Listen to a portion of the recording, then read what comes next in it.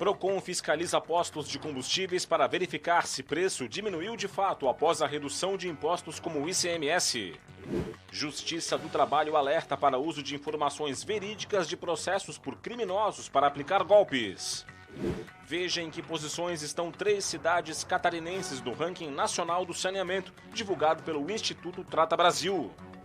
Veja também, no esporte, Marcelo Cabo é apresentado como novo técnico da Chapecoense para a sequência da Série B. E ainda, lançado o livro com crônicas publicadas por uma das mais ilustres catarinenses da história, Antonieta de Barros. Está no ar o Band Cidade com Rodrigo Cardoso. Olá, uma boa noite para você. O Band Cidade começa hoje com a diferença de preços dos combustíveis nos postos da capital do estado. O Procon Municipal fez hoje uma fiscalização para apontar se os valores estão mesmo mais baixos para os consumidores após a redução de impostos como o ICMS. Nas placas dos postos, os valores diferem, isso dentro da própria cidade. Vale a pena a pesquisa. Mas se formos comparar entre cidades vizinhas, a diferença aumenta e bastante. Em Chapecó e Xanxerê, por exemplo, o preço mais barato tem diferença de 60 centavos entre as cidades. Já em Laguna e Tubarão, no sul do estado, mais variação nos valores. Em Joinville e Mafra, a diferença também fica na casa dos 60 centavos. A dica dos próprios motoristas é pesquisar. Aqui está mais barato que na Palhoça. Palhoça está mais caro. Lá se encontra 6,19, 6,79 até, tem alguns postos lá. Tem que pesquisar e comprar onde o preço está melhor. O representante dos postos de combustíveis da região da Grande Florianópolis explica o motivo dessa diferença, considerada saudável pelo setor. Em primeiro lugar, nós achamos isso muito salutar para o consumidor, porque ele tem a oportunidade de fazer as pesquisas. Agora, cada revendedor ele tem um custo próprio. Alguns revendedores são dono do imóvel, ele não considera o aluguel. Outros revendedores pagam aluguel. Ele precisa considerar na sua planilha de custo. Temos também o problema da bandeira.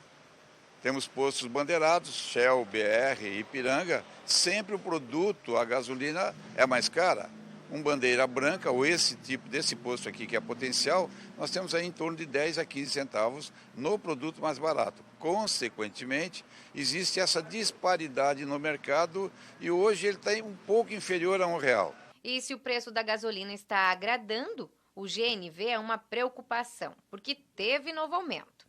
Nós tínhamos, antes dessa diminuição dos impostos no combustível, o gás custava R$ 5,39.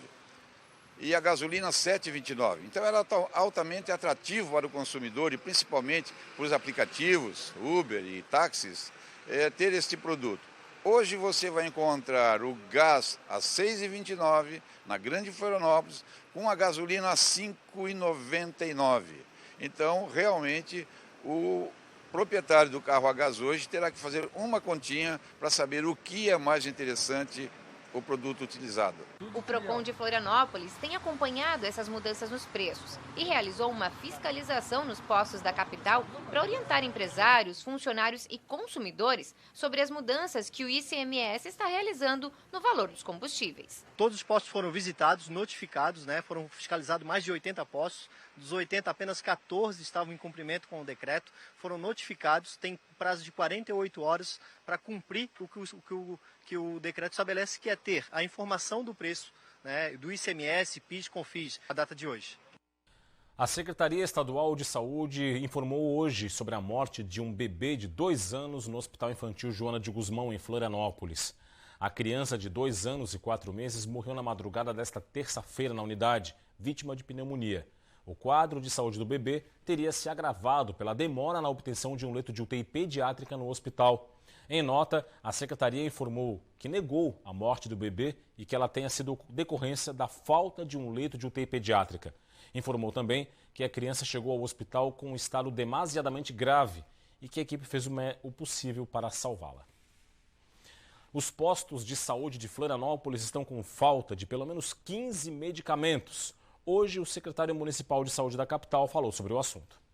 Entre os medicamentos que estão em falta aparecem analgésicos como paracetamol e dipirona e antibióticos como a azitromicina. Além disso, estão sem estoque remédios como omeprazol, estrogênios conjugados, carbonato de cálcio, adesivos de nicotina e ocina injetável, entre outros.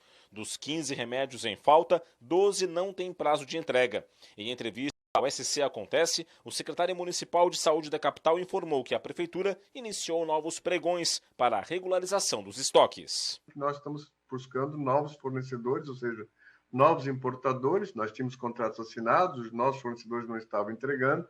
Nós fizemos um novo pregão para contratar novos fornecedores para ver se a gente consegue suprir essa falta desses 14 medicamentos. Uma queda de barreira deixou o tráfego interditado no quilômetro 405 da SC 390, a Serra do Rio do Rastro, na manhã de hoje. Segundo a Polícia Militar Rodoviária de Bom Jardim da Serra, o deslizamento ocorreu perto do meio-dia. A equipe de manutenção da Secretaria Estadual da Infraestrutura informou que não existe tela de proteção na área. A desobstrução e a limpeza da pista foram realizadas no início da tarde e o tráfego já está liberado. Não houve acidente no local. E um motorista flagrou outro carro na contramão em plena BR-470. Isso ocorreu em Gaspar, no Vale do Itajaí. Veja nas imagens, é possível perceber que o veículo segue em direção ao litoral. Em vários momentos, o motorista cruza com outros carros e caminhões que têm que desviar para evitar uma batida. De acordo com a Polícia Rodoviária Federal, as centrais de emergências de Blumenau e de Itajaí não receberam nenhuma denúncia contra o motorista infrator. E está sendo realizada essa semana uma ação de treinamento com policiais civis da região do Alto Vale. Eles estão recebendo novos armamentos, as pistolas Glock.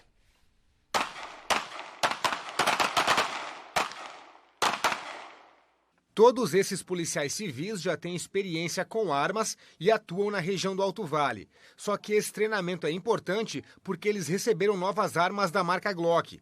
Em novembro do ano passado, policiais de Santa Catarina foram até a Áustria, na Europa, para fazer a compra de 3.749 novas pistolas.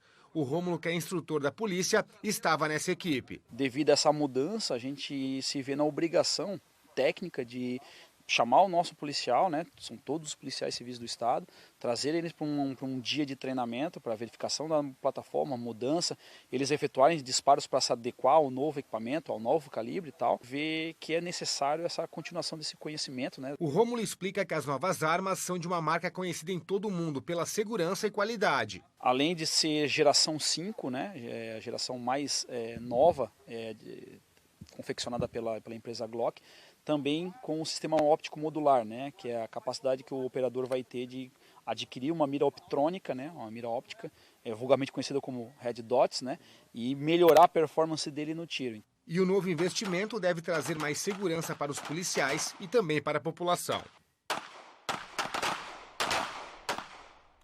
Logo mais, depois do Band Cidade, tem o Jornal da Band. Vamos saber agora os destaques desta edição de hoje com a Joana Treptow. Boa noite, Joana. Olá, muito boa noite. Daqui a pouquinho tem o Jornal da Band e hoje a gente volta a falar sobre a investigação do estuprador, o anestesista que estuprou uma paciente que estava em trabalho de parto em uma cesárea no Rio de Janeiro. Chovem denúncias. Mais mulheres foram até a delegacia para falar que podem ter sido vítimas desse homem, desse criminoso. A gente também fala sobre Brasília, tem muita notícia vindo de lá. A gente fala sobre a aprovação da Lei de Diretrizes Orçamentárias. A gente vai explicar para vocês direitinho como é que fica essa previsão de gasto para o ano que vem. E a gente também fala sobre a votação da PEC dos benefícios. Em São Paulo, o prédio que pegou fogo, né, na 25 de março, aquelas imagens impressionantes, está correndo risco de desabamento. E também tem imagens lindas, lindas, que a NASA disponibilizou, imagens nunca vistas, feitas pelo telescópio mais potente de sempre. Todos os detalhes a partir das 7h20 no Jornal da Band. Com um alerta da Justiça do Trabalho, golpistas têm usado dados verdadeiros de processos para aplicar golpes. Confira agora com a repórter Júlia Matos. A informação chegou a esse escritório de advocacia da Grande Florianópolis por meio dos clientes. Pessoas que receberam mensagens com pedidos de pagamento de boletos falsos. Os autores das mensagens eram golpistas que tentaram se passar por funcionários da empresa. tivemos conhecimento que alguns golpistas, né, estariam entrando em contato com reclamantes, autores de demandas trabalhistas, mandando mensagem onde constava todos os dados do trabalhador reclamante, o número do processo, seus dados pessoais, inclusive domicílio, se passando pelo advogado, né, o titular da demanda, que está patrocinando a causa ao trabalhador, e eles pediam dinheiro sob a condição de liberação de alvará. A empresa de advocacia postou um alerta nas redes sociais e informou o Tribunal Regional do Trabalho, que soltou uma notícia para informar a população sobre esses golpes que seguem acontecendo. Desde o ano passado, a Justiça do Trabalho chama a atenção para os diferentes tipos de fraudes que acontecem nas redes sociais com cada vez mais frequência. Desde o advento da pandemia, em que as relações começaram a ficar mais virtuais, a incidência desses golpes cresceu de maneira vertiginosa. O uso de informações verdadeiras de processos públicos por parte dos criminosos aumenta o risco para as vítimas. Por isso, esse advogado faz um alerta. É importante ficar atento à forma de cobrança dessas supostas empresas. Primeiro de tudo, se há um processo, existe um advogado atuando através da causa. Então, o primeiro passo é contatar esse advogado que, via de regra, o cliente jurisdicionado conhece, né? Perguntar se aquele boleto é fidedigno, se existe uma guia de recolhimento, se existe uma diligência a ser recolhida. E após, se realmente for constatada que não existe nenhuma diligência a ser paga ou nada para ser efetuado dentro do processo, a pessoa comunicar às autoridades policiais para que sejam instauradas medidas investigativas para descortinar o perfil dos agentes criminosos. Eleições 2022. Rio do Sul foi um dos primeiros municípios do estado a receber as urnas eletrônicas que vão ser usadas na eleição de outubro. Os equipamentos vão ser distribuídos em todos os cartórios eleitorais do estado. O carregamento das urnas chegou a Rio do Sul vindo do depósito central do TRE na Grande Florianópolis. Foram entregues 171 para a 26ª zona eleitoral e 140 para a 102ª, que abrange os municípios de Lontras, Presidente Nereu, Laurentino, Rio do Oeste, Agronômica e Aurora. Um total de 311 equipamentos que começam a ser preparados para as eleições de outubro. A primeira etapa é uma etapa de limpeza, de manutenção mesmo da urna eletrônica, uma conferência para ver se elas estão ligando, se estão funcionando, uma conferência do patrimônio, né? Nós vamos fazer uma série de testes para verificar a integridade física, primeiramente, dos periféricos, né? Ver se todos os periféricos estão funcionando regularmente. Posteriormente, faremos os testes exaustivos para verificar se todos os programas e dispositivos lógicos dela também estão operando de forma correta. Isso tudo para preparar e verificar algum dispositivo ou outro que esteja apresentando falha. A distribuição das urnas está sendo feita em todas as zonas eleitorais do estado. Ao todo, são 18.528 urnas que devem ser entregues até o dia 12 de agosto, incluindo aquelas de contingência para eventual substituição no dia do pleito. As urnas que chegaram a Rio do Sul são dos anos de 2009, 2010 e 2015. O que diferencia elas é basicamente algumas questões operacionais. A de modelo 2009 e 2010, elas são ligadas na chave, né? A do modelo 2015, ela já tem um dispositivo um pouquinho mais moderno de ligamento por meio de botão, mas elas, de igual forma, elas estão igualmente capacitadas para receber o voto. A inserção dos dados em cada urna só será feita após o fim dos trâmites de registro das candidaturas. Então, uma vez que os candidatos estiveram registrados, as candidaturas foram deferidas, né, foram autorizadas, não tem mais recurso cabível, aí então eles ingressam, a gente tem os dados consolidados, e esses dados vêm para a gente vai fazer aqui a geração das mídias, dos cartões de memória, e a gente vai inserir esses dados na urna. Como tem funcionado todo ano e com a maior confiança. Pode acreditar na urna. Olha, o Instituto Trata Brasil divulgou o ranking do saneamento 2022. O estudo analisa a situação em 100 cidades brasileiras. 3 municípios catarinenses foram analisados e melhoraram em relação ao ano passado. Mas ainda tem uma série de desafios pela frente. Das 100 cidades analisadas pelo Instituto Trata Brasil, Florianópolis ocupa a 60ª posição, 9 posições acima do ranking de 2021. Blumenau aparece na posição de número 67, uma acima em relação ao ranking do ano passado. E Joinville surge na posição de número 78, uma acima na comparação com o estudo de 2021.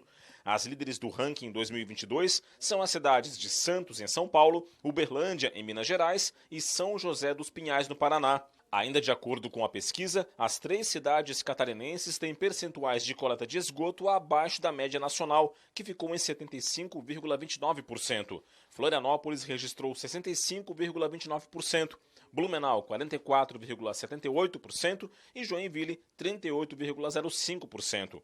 O ranking do Saneamento 2022, elaborado pelo Instituto Trata Brasil, em parceria com a Go Associados, leva em consideração os dados do Sistema Nacional de Informações sobre Saneamento, do Ministério do Desenvolvimento Regional. Uma massa de ar frio em Santa Catarina e a presença de um cavado, que é uma área alongada de baixa pressão entre o estado e o Rio Grande do Sul, vão influenciar o tempo nesta quarta-feira. Os detalhes da previsão agora no Band Cidade.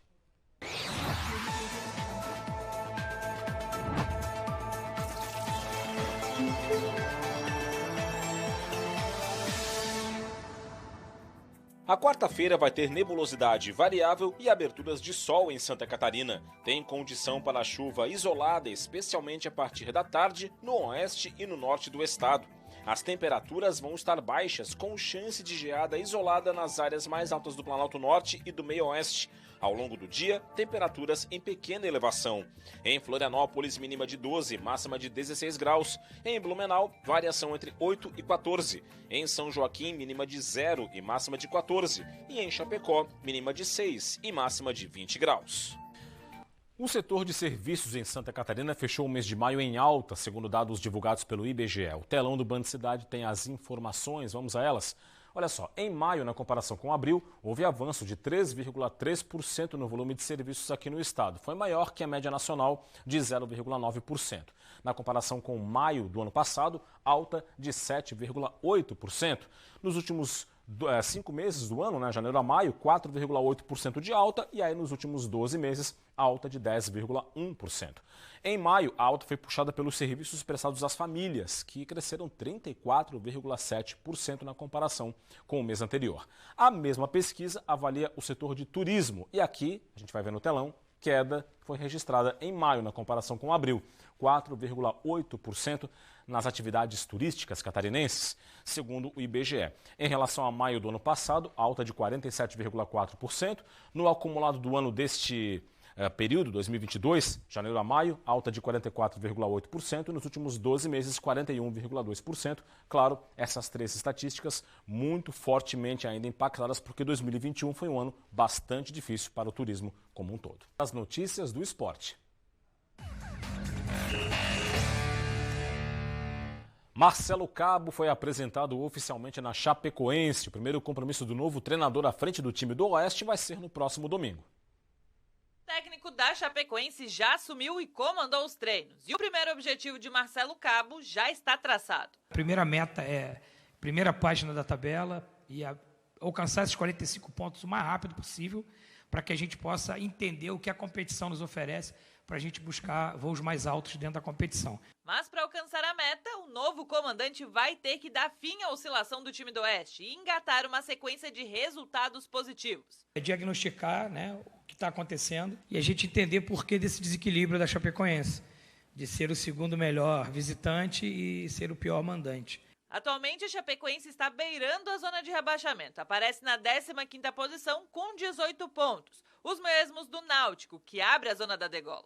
E o Verdão vem de 2 derrotas seguidas, uma para o Londrina, diante do torcedor na Arena Condá, e a mais recente para o Tombense, fora de casa. O primeiro desafio de Marcelo Cabo à beira do gramado já vai ser um duelo direto, a famosa disputa de 6 pontos. A Chapecoense encara o Náutico nos aflitos. Por isso, a vitória é o único resultado esperado pelo clube. A gente já tem conversado com a diretoria para que a gente possa analisar e entender o que possa vir de melhor para a Chapecoense, para que ela possa finalizar esse turno e vir muito forte no segundo turno, para que a gente possa entregar os resultados que assim todos esperam. O Criciúma disputa 2 competições ao mesmo tempo, a Série B do Campeonato Brasileiro e a 2ª Divisão Estadual. Para dar conta dos 2 torneios, a diretoria foi atrás de reforços. O primeiro deles chegou nesta segunda-feira. O meio-atacante Alexandre Tan tem 23 anos, é o recém-contratado pelo Tigre e já está à disposição do técnico Cláudio Tencati para o jogo de hoje pela 6ª rodada da Série B do Catarinense, às 7h30 contra o Carlos Renault, no estádio Augusto Bauer, em Brusque. Quando o professor precisar, eu vou estar à disposição. Assim que ele me chamar e achar que eu devo entrar em campo, eu vou estar ali, vou defender as cores do Criciúma e vou dar o meu máximo. O Criciúma tem 2 missões nesta temporada: o acesso à Série A do Catarinense e a permanência na Série B nacional. No estadual, o Tigre é vice-líder com 10 pontos e 2 jogos a menos. E no Brasileiro, o Carvoeiro é o 7º com 23 pontos. Todo jogador gosta de estar jogando, gosta de ter jogo em sequência, e o bom é que cada jogo é uma história. Estou muito feliz aqui no Criciúma, o período que eu tiver aqui, dá muitas alegrias para a torcida, e é isso que eu espero. Um livro lançado ontem na Assembleia Legislativa traz uma coleção de 50 textos escritos por ninguém menos do que Antonieta de Barros. Os escritos foram publicados no início do século XX.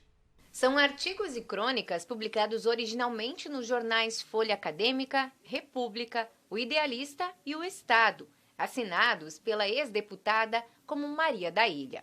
A publicação foi idealizada pelo Conselho Estadual de Educação e financiada pelo Legislativo Catarinense. Trazer o reconhecimento, o debate, a discussão em relação a esta grande personalidade catarinense que tem feito a diferença nos dias atuais de grandes conquistas, de grandes debates, da conquista e da busca pela cidadania. O lançamento do livro teve a participação do sobrinho-neto de Antonieta de Barros, Flávio Soares de Barros, além de entidades ligadas ao movimento negro em Santa Catarina. Depois de publicado, o livro, com parte da história de Antonieta de Barros, vai ser distribuído nas escolas do estado.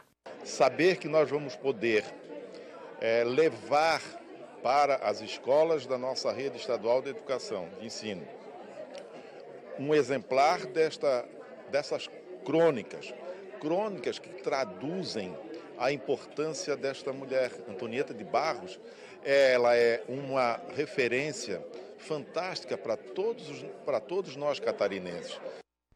E é isso, o Band Cidade de hoje fica por aqui. As reportagens desta edição estão no YouTube da TVBV. Para acessar, basta apontar a câmera do seu smartphone para o QR Code que está na sua tela. Vem aí o Jornal da Band. Para você, uma ótima noite. Obrigado pela audiência, um forte abraço e até amanhã. Tchau, tchau.